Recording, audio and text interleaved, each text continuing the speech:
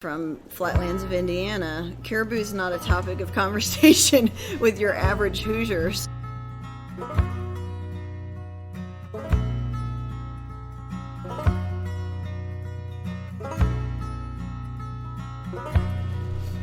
Welcome to the National Wildlife Federation Outdoors Podcast. I'm your host, Drew Youngdyke. The National Wildlife Federation Outdoors Podcast is sponsored by Rep Your Water and their 3% for Conservation commitment. And actually, the guest today is Cindy Stites, who is actually a regional committee member for 2% for Conservation, which is a certifying organization for businesses that donate at least 1% of their time and 1% of their profits.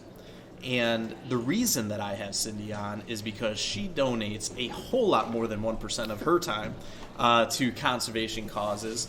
And because I've worked for a few different conservation organizations, I've seen how critical volunteers are to organizations like the National Wildlife Federation or 2% for Conservation to getting their work done for wildlife. And I know of very few other volunteers as avid and as involved in so many different organizations as Cindy is. Now, Cindy and I have known each other online through social media and through belonging to some of the same organizations, but I am here at the Hoosier Outdoor Writers Conference in Indianapolis, and this is the first time we've actually met in person, so I'm excited to meet her. And before I prattle on anymore, I'll introduce Cindy. Cindy, welcome to the podcast. Thank you very much. Glad to be here. Thanks for being on. So you're a member then of the Hoosier Outdoor Writers.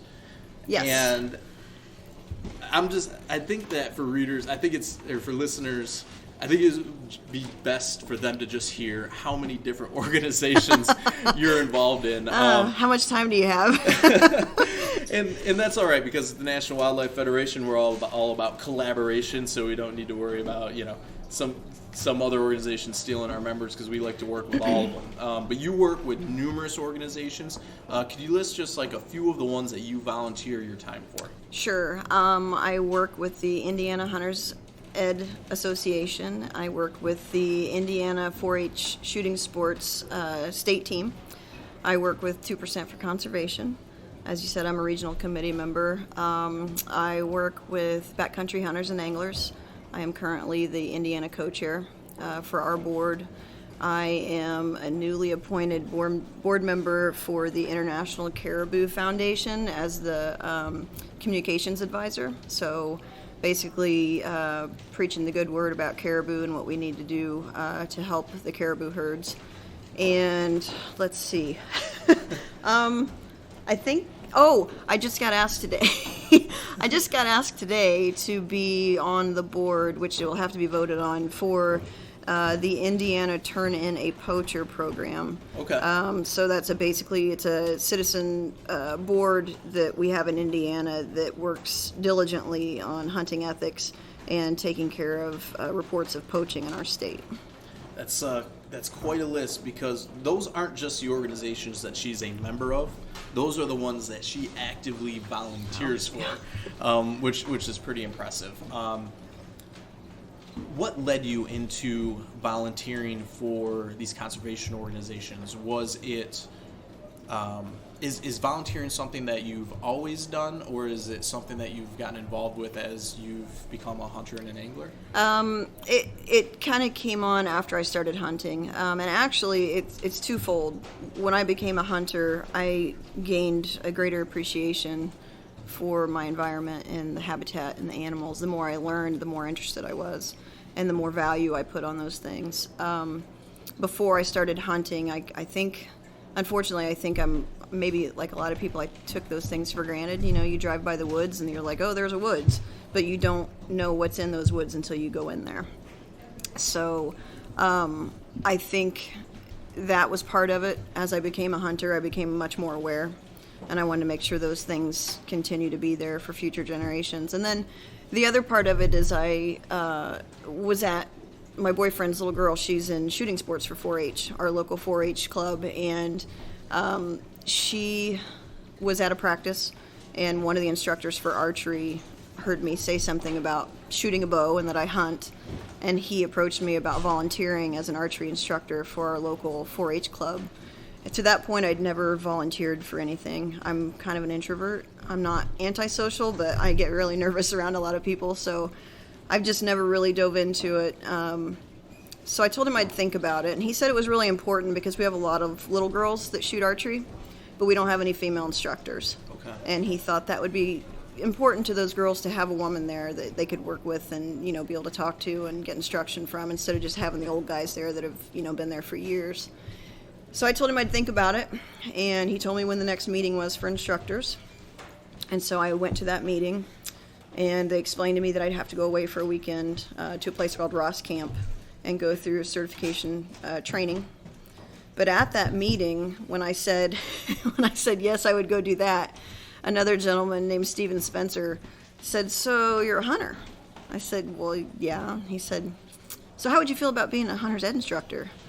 And I just looked at him with this blank, kind of deer in the headlights look, and I was like, okay, not even thinking what I was saying yes to. And I said, "What do I have to do for that?" And he said, "You'll go to Ross Camp for a weekend." I was like, all right, so I'm going to be spending a lot of time at Ross Camp. But that's how I started volunteering, was getting certified to be a hunter's ed instructor and an archery instructor for our local 4-H program.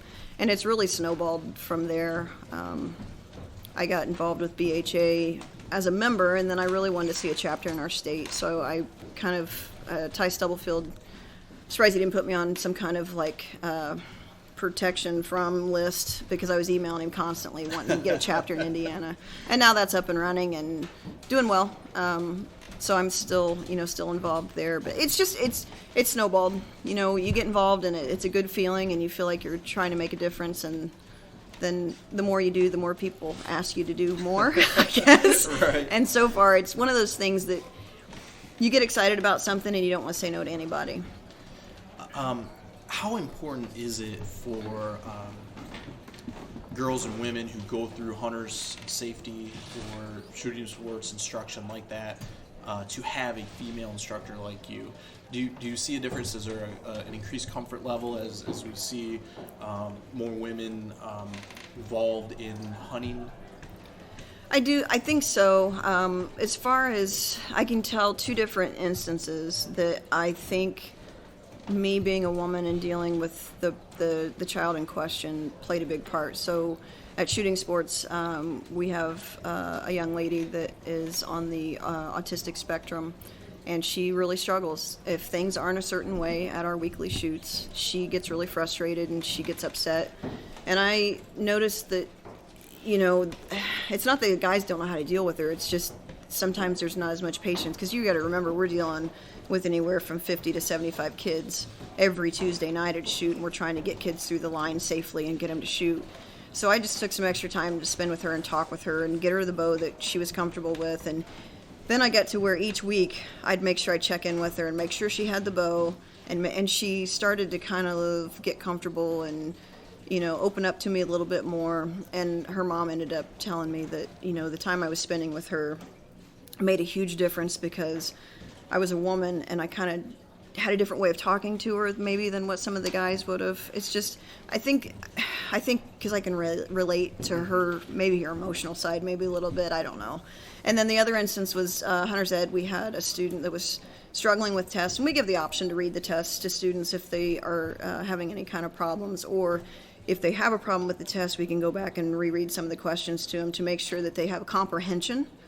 They may not test well, and they may not understand what the test is asking, but if you read it to them, sometimes it resonates with them a little better. And I worked with her, and she ended up passing, but she was very embarrassed to walk back out to the rest of the class. And I just kind of stood there and I said, "Girl, you went out and you were the first one to volunteer on the shooting range today. That's bravery. You walking back into this classroom is nothing. You've got this. All those boys in there, they didn't want to go out and shoot. You stepped up and you shot first." And I think that made her feel good that a woman was talking with her and telling her that, I was proud of her because she stepped up and did something before all the boys did.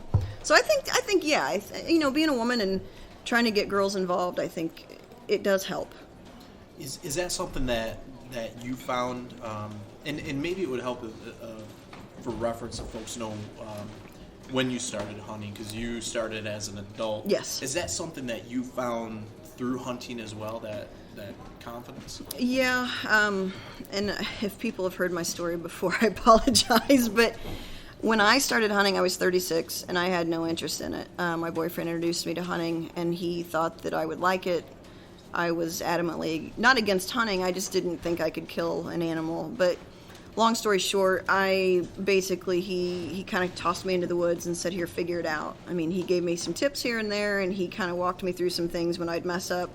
But beyond that, it was a matter of going out and figuring this out on my own, which was the best thing he could have done for me. It was a great way to teach me because I'm super competitive. And I had just came out of an abusive marriage for 11 years, so I had every ounce of confidence and self-worth stripped from me, who was a pretty confident woman going into that marriage, and now I felt pretty inadequate in every way possible. So going out in the woods and figuring this out and learning, and each time I went out I learned something, and each time I went out my confidence raised a little bit more. And I think being a woman and doing that, I want to be a role model for girls that maybe don't have a lot of confidence, or they don't feel like they are good at anything. It's for anybody, and I want them to be empowered to go out and do that it's not just a man's thing. And I'm not a man hater. I mean, I'm not. I just feel like since so many women are going into hunting, I think girls look up to that and they need that role model. And I'm hoping, as being a hunter instructor and as being an archery instructor, that I can show these little girls that you guys can do this. You don't have to be a dude to sling a bow. You just don't. And that's kind of what I'm shooting for. And to more than being a role model for girls, I think also I want to show that there are women that can be active in conservation organizations. They can be leaders, and they can be the people that go out and are a face for those organizations. And I think that helps with the diversity inclusion. It's going to bring more people in that feel like, well, that's always been a guy's thing, so maybe I don't really fit. But if they start seeing more women out there talking about different NGOs and what they've done for habitat, and being a hunter, being an angler, then I'm hoping that will draw more women in. And also, not just women, but not too long ago I spoke at a Pheasants Forever state meeting here in Indiana. And one of the things I noticed, and it was talked about in the meeting, so I'm not saying anything that they didn't bring up, but everyone in that room looked exactly alike. And unfortunately, they were all middle-aged white men. And again, not that I have anything against middle-aged white men, but today's meeting's the same way. Yeah. It's an older crowd, it's a white crowd, and it's very manly. And I think in order to keep conservation moving the way we want it to move, and to keep the hunting and angling numbers increasing, we need to have a whole lot of people that don't look just like us. I think that's super important. And I think as well, too, folks that don't necessarily share the exact same kind of core hunting and fishing kind of rural values maybe that we assume that a hunter has to have. Are you seeing through hunters' instruction as well, folks coming not just from different genders and races, but different viewpoints as far as what conservation is or conservation means or that kind of thing? A little bit. I think that people don't necessarily understand conservation until they really get involved in hunting and go through the whole process. I know I didn't. Until I killed my first few deer and went through the process of actually processing that deer and putting it in our freezer ourselves. And people would start asking me questions about, well, don't you feel bad killing a deer? And then I got to thinking about, well, even Siani asked this before we hunted last year, because she's scared. She didn't think she could kill an animal because she's 10. I prefaced this with that, but she had the conversation night before opening day of shotgun. She goes, I don't think I can do it. And I said, do what? We had just spent some money on hunting clothes for her. And I was like, why didn't you tell us this 2 hours ago? But her worry was, and I think a lot of people that don't have an understanding, I don't want to kill all the deer. And so it really makes you step back and think about, okay, well, there are bag limits in place for a reason. It is a population control issue. It is to keep the herd healthy. I mean, there's a million things that go into it that your average person that's never been involved in it, they don't know, or they've never needed to know it. Mm-hmm. So I think in Hunter's Ed, we do have a section of the course that a fantastic woman comes in and teaches, and it's all about the difference, like what carrying capacity is, and the difference between preservation and conservation, and it's a whole hour-long part of the class that discusses what conservation is. So, I mean, I've even learned a lot just listening to that every time we have a class. So, people are getting aware of it, but I don't think it's as far-reaching as what I kind of wish it would be, because I think a lot of people can pay into conservation. I mean, your average person that lives downtown Indianapolis could buy a duck stamp. Mm-hmm. They don't have to go out and hunt ducks, but they could contribute to conservation if they had an understanding of what it was doing. Now, you're, as we like to say, an adult onset hunter. Yes. Is the kind of coin word that goes on now. However, as a hunter safety instructor, are you seeing the mythic hipster hunter hunting for food? Because you're actually an ambassador for Hunt to Eat. I am. Which promotes that. Are you seeing that come through your hunter safety classes? I don't see it so much in my neck of the woods. I'm in a pretty rural county, in a rural location, but I know that there are people who are very interested in the locavore movement, whether that be downtown Indianapolis or in counties that have. I guess they're Hunter's Ed closer to bigger cities like South Bend or Fort Wayne or Bloomington or whatnot. So I don't see it in my county. Okay. Most of the people that come through my county are pretty rural, and it's kids that are coming through, and then 9 times out of 10, if their parents sit through the class with them, they end up taking the test as well. I see. Yeah, but it's not something they came in with the intention of doing. So you got into volunteering through hunter safety instruction. How did you branch into backcountry hunters and anglers and 2% for conservation? BHA, I learned about BHA through Meat Eater. I think that's probably the first time I heard BHA mentioned was on a podcast. Okay. And it kind of struck my interest a little bit about who they were and what they stood for. And then, since I live in Indiana, we don't have a lot of public land. It's a very, very low percentage. So I thought, what better way to boost the awareness of the public land we do have than to get a chapter here. So that's why I harassed Ty Stubblefield endlessly to get a chapter here. That's how I got involved with BHA. And then 2% for conservation, I had become 2% certified as an individual through donating 1% of my time and 1% of my finances to fish and wildlife causes. And then Jared Frazier reached out to me about, actually I had sent in an application to be a regional committee member, and he contacted me and asked me if I would do it about this time last year. Yep. We had a good conversation, and I still talk to Jared pretty regularly about being careful not to burn out and not to overcommit. And because, as you can tell, I have a tendency to not say no to anybody, but I'm getting better. So that's how I got involved with 2%. And I like the premise that they're not taking your money. They want you to send your money elsewhere. They're good about telling you what organizations in your area are prime for needing assistance, whether it's volunteer work or it's financial help. So that's another reason that I really support 2%.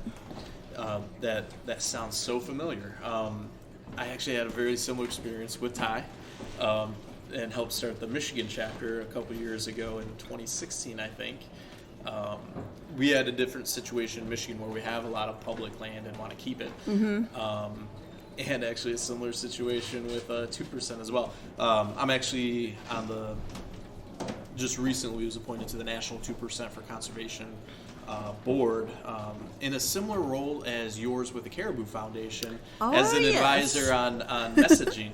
And so I totally support both of those organizations. And even though this is the National Wildlife Federation Outdoors podcast, collaboration is our brand, and those are two organizations that we're proud to collaborate with. Now, the Caribou Foundation, this is new, and brand spanking new. You were appointed to their board. Yes. To as a communications advisor. What's going on with Caribou? I am super excited to learn more about caribou. Obviously, from flatlands of Indiana, caribou is not a topic of conversation with your average Hoosier. So when I was approached by John Lind about joining the board, I was blown away. Number one, and I'm going to be very honest and have a lot of clarity here, I told him specifically, John, I'd love to do it, but I don't know, Jack, you know what, about caribou. And he said, Cindy, I know you can learn, and you're gonna do what we did. And when we started this foundation, we had a lot to learn as well, but it's something that is very important, and we know you can do it, and we love the way that you tell your story. So we feel like you're going to be able to tell our story very well, and that's why we want you. And I was flattered by that, but it's kind of put a little bit of pressure on me because I do have a lot of work to do. I've got a lot to learn about caribou. I know that there are no longer any caribou in the lower 48. The last 4 were moved out into Canada, and I believe there's only one still surviving, a female, that has survived out of those 4.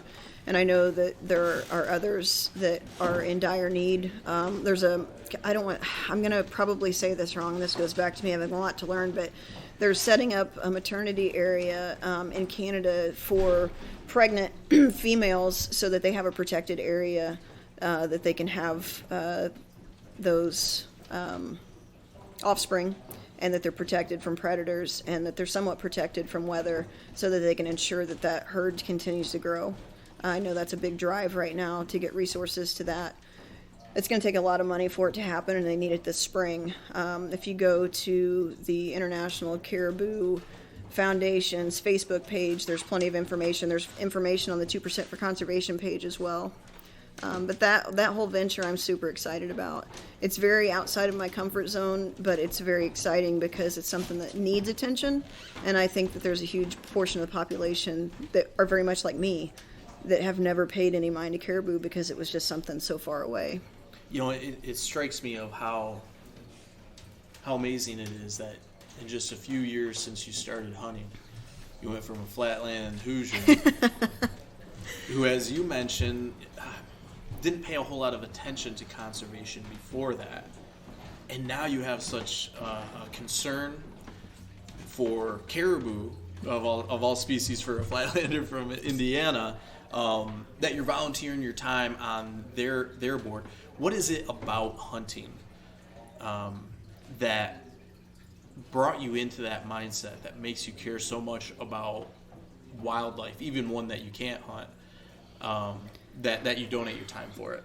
I think, and I don't want to dwell on it, but I think a lot of it was my situation coming in as a new hunter. I was in a pretty bad place, and I will never be able to repay, I'll say hunting like it's a person, but I'll never be able to repay the experience of being a hunter for what it's done for me, not only for my confidence, but it's taught me a lot about myself. It's taught me about conservation issues that don't get the attention that they need.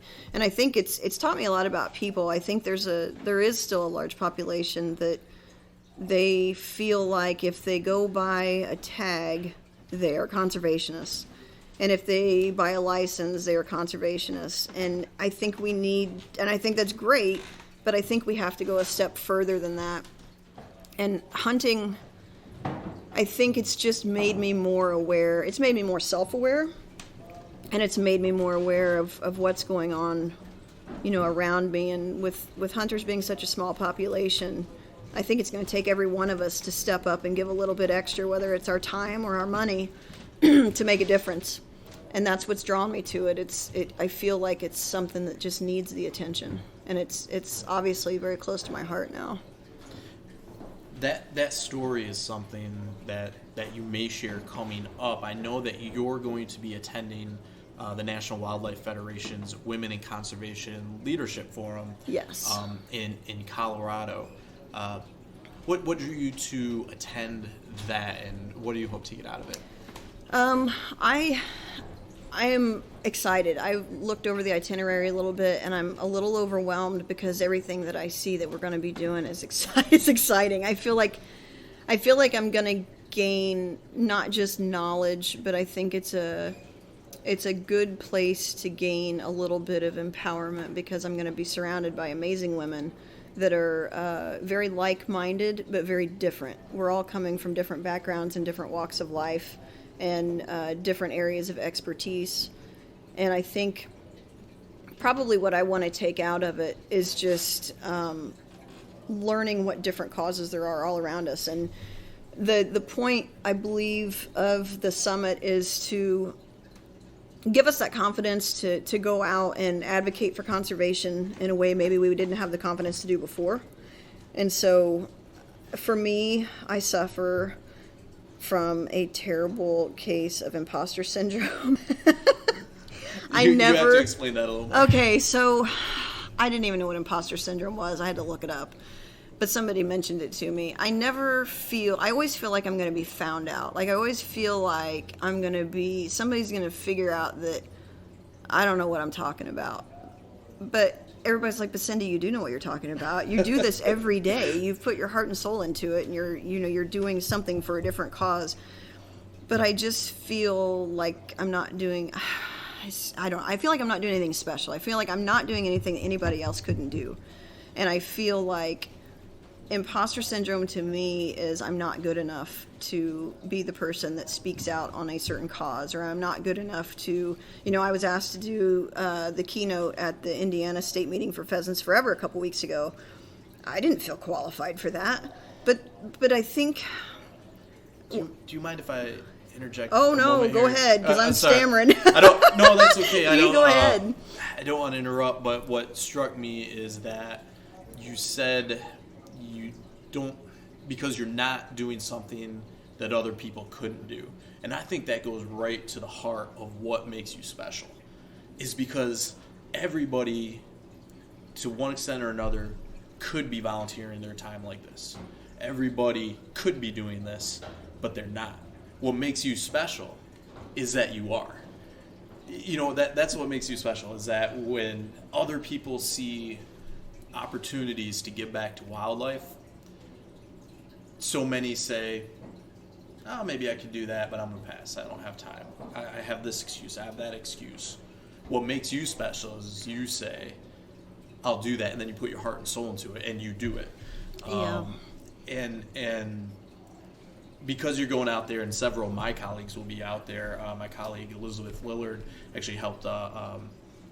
It was really her idea to start the Women in Conservation Leadership Forum, and I know Marsha Brownlee, who's been on the podcast before, who manages the Artemis program, are out there, and I can't wait for them to find you out. right. I can't wait for them to find out about you, and because what you have, from volunteering so much time to do this, to mentoring new hunters, helping to solve one of the biggest crises in wildlife right now is the lack of hunting participation, and the funding that brings.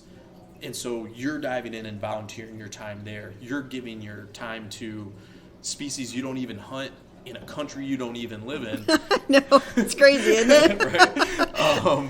But it's exciting. It's exciting to learn, and it's exciting to.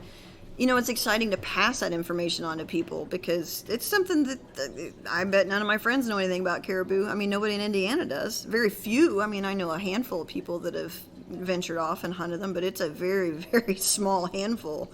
So I don't know. I sometimes I feel really awkward on social media, like on my Instagram account, my Facebook account. I always talk about what I'm doing as far as volunteering, and I want to make it clear. I'm not sending the message that I go, hey, look at me.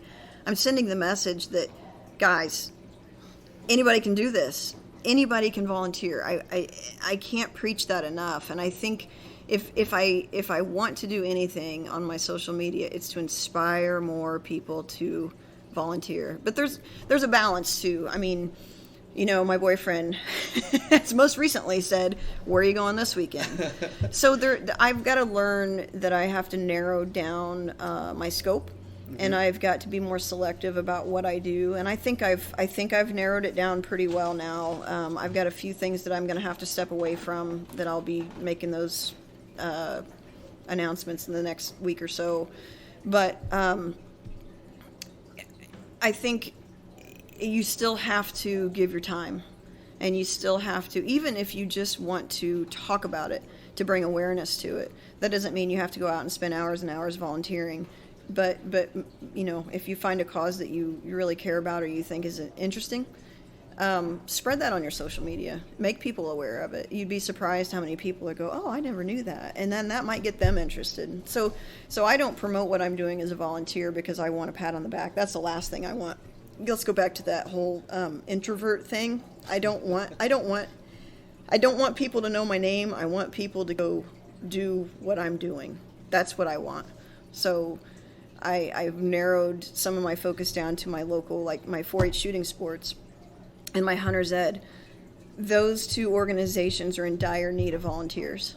So I've made a decision that that's where my primary focus is going to be, because I can make the biggest impact.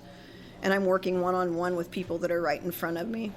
And I can see those people kind of grow through the process, and that's really important to me. And mentoring too. I took 2 young men mentor out on their first squirrel hunts and their first deer hunts this year. And I hardly hunted in Indiana this year, and I got more enjoyment out of this season taking those 2 boys out than I think I've probably ever had hunting for myself. So it's critical. Let's pivot then into hunting, like very specifically, because you're an avid squirrel hunter. Oh, and I love squirrel hunting. And I love your social media feed, because I don't get out as often as I'd like to, but I love squirrel hunting. I love what I can make from squirrels, from food to using the tail to tie new streamers. Tell me about squirrel hunting. What do you love about it? The funny thing about squirrel hunting is I started squirrel hunting long after I started deer hunting.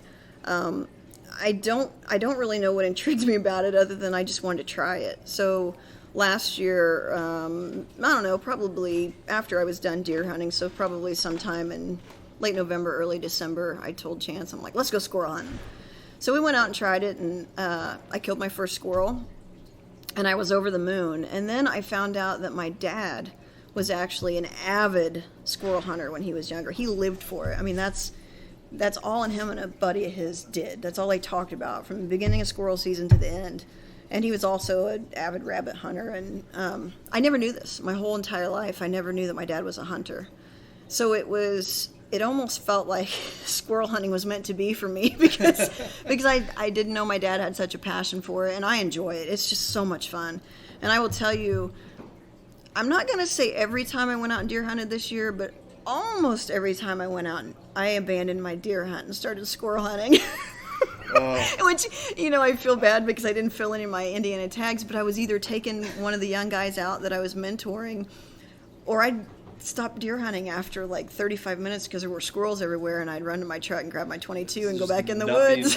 Nothing wrong with that. A few years ago, Jason Meekoff, who's the regional coordinator for BHA, Yep. and Bob Bush, and when we were all on the board of the Michigan chapter of BHA, we did a backcountry bear hunt in the Porcupine Mountains of the Upper Peninsula. And Jason and I had bear tags, and then all 3 of us had deer tags. And the lack of sign of any sort of those 3, and of course we were also trying to still hunt with bows. Yeah. I gave up on that really quickly once I started seeing squirrels pop out, and I started hitting squirrels with my bows, with my arrows, and that is the only thing that any of us successfully hunted that weekend, and we roasted them over the campfire, which was a delicious way to hunt to eat, as it were. Yeah. So the cool thing about squirrel hunting, what ended my year last year, and I wanted to do it this year, and unfortunately I couldn't, but I asked my dad to go squirrel hunting. My dad, the last time he hunted was about 50 years ago. He quit hunting because my oldest brother, Tim, he's 13 years older than me, but he was 5 or 6. He went out squirrel hunting with my dad, and when my dad got ready to shoot a squirrel, my brother freaked out. And he's like, you can't kill it. So my dad was like, well, that's what we're here for. And my brother just had a meltdown. So my dad quit hunting. And it was something that was the most important thing to him up until my brother. So he felt guilty that if he went out and did that, and he had to lie to my brother about it. So fast forward, he's 78 at this point, and I said, why don't we go squirrel hunting? And he was like, oh, well, I don't know.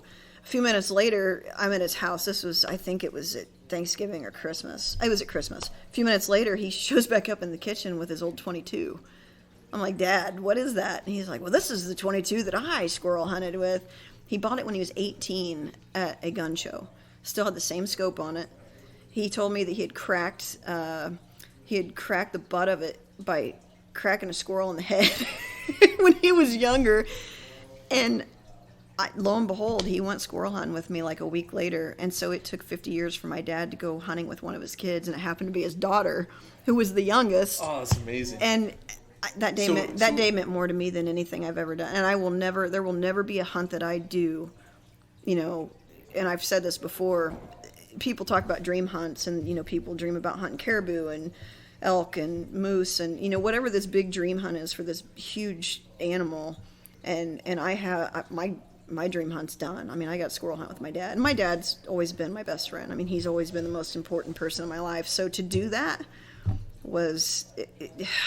there won't be anything that tops it. That's amazing. He gave up hunting for his son, and 50 years later, he started hunting again for his daughter. Went back out with his daughter for the first time. Yeah, we're not going to top that. Folks, be like Cindy. Volunteer for wildlife conservation. Take the lessons that she's already learned, and be judicious. Put your time where you can invest it without getting spread too thin. But volunteer, get involved. Whether it's as a hunter safety instructor, as she is, whether it's with one of these nonprofit organizations, and we'll provide the links to their websites in the show notes, or a local conservation organization where you are, or for a species that you enjoy. And not only that, but take your parents hunting, take your kids hunting, take somebody new hunting, and also be like Cindy and go hunt squirrels. It's fun. It's great. Cindy, thank you so much for being on the National Wildlife Federation Outdoors podcast. I'm so excited for you to meet some of my colleagues out at the Women in Conservation Leadership Forum, and I'm even more excited for them to meet you as a representative of the hunting community. You make us proud. Well, thanks, Drew. I appreciate it. Thanks for having me on. It's been fun.